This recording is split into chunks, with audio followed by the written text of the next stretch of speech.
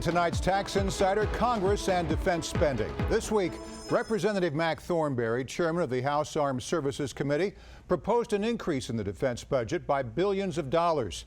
He says it would halt a severe combat readiness problem ignored by President Obama. For more, I'm joined by Ryan Alexander, president of the nonpartisan Taxpayers for Common Sense.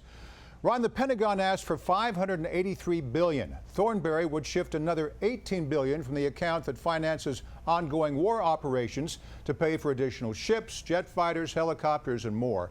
It's stuff the Pentagon didn't even ask for. Put this into context for us. There's a few important things to remember here. First of all, the House Armed Services Committee, this is the authorizing committee. They don't have the authority to actually spend this money. They're saying, we'd like to authorize more money. We'd like to make these increases. And as you say, they want to spend it on things that the Pentagon didn't even ask for, like adding a littoral combat ship, adding elements that the Pentagon said they didn't need.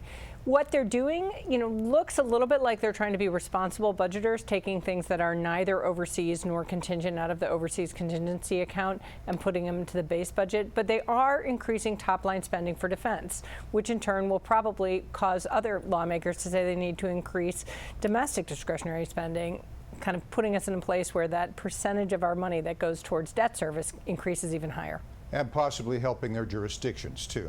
I hate to be cynical, but that's the way it works. All right, the bill would also prohibit the Army from falling below 480,000 active duty soldiers and give them a 2.1% pay raise. Are these reasonable requests? I think it's important to put this in context. The increase in number of ready service members is a 20,000 increase from what the Pentagon asked for. They took that number from an unfunded priorities list. So there's a list somewhere in the Pentagon that says, here's some other things that we could use. They didn't ask for it. Is it reasonable? These are just things where I'd prefer for Congress to really defer to the Pentagon about what they think is the force level that they need.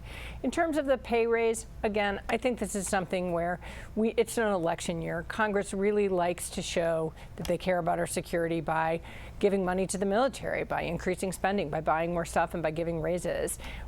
Given the fiscal circumstances we're in overall, I think it would be more important for them to look out for the pay levels of all federal employees and not just single out military to look good in an election year.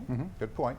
Let's move on to cuts. Thornberry's legislation would gut the Army's helium-filled blimp program 6 months after the high-tech radar system broke free from Aberdeen Proving Ground in Maryland and crashed more than 100 miles away in Pennsylvania. Is this a good cut to make? We think this is a good cut to make. This is a program that has underperformed and isn't doing what we needed to do. And we need to prioritize. We need to put money where we really need it and not spend money where things aren't working. Now, Ryan, your organization and 16 others formed a coalition on Pentagon savings. You outlined more than $38 billion in possible cuts. Tell me about them. Well, there's a couple things about this. First, this is a truly diverse coalition. There are folks who are very conservative and really start from the position that the only thing Congress should ever spend money on is national security and Pentagon spending, and folks who think the priority of Congress should be making sure that they're taking care of the welfare of domestic needs. So it's a very diverse coalition, but there was a lot we could agree on.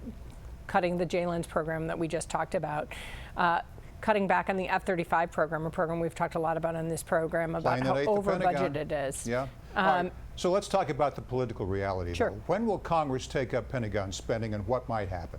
Well, the one thing you can almost always count on Congress doing is passing a defense appropriations bill. They're supposed to pass all 12 appropriation bills every year, and they almost always do a defense appropriations bill. Have we seen any real effort to restrict this spending? No, and we're not going to see it in an election year. I do think that kind of all we've seen in the last really 5 years since the super committee kind of looking at efforts to try to bring the budget closer to balance, it all comes back to this very big portion of the discretionary budget that is for national security. So I think it'll keep coming back, and it'll be, victory by 1,000 cuts to get a few programs cut here and there.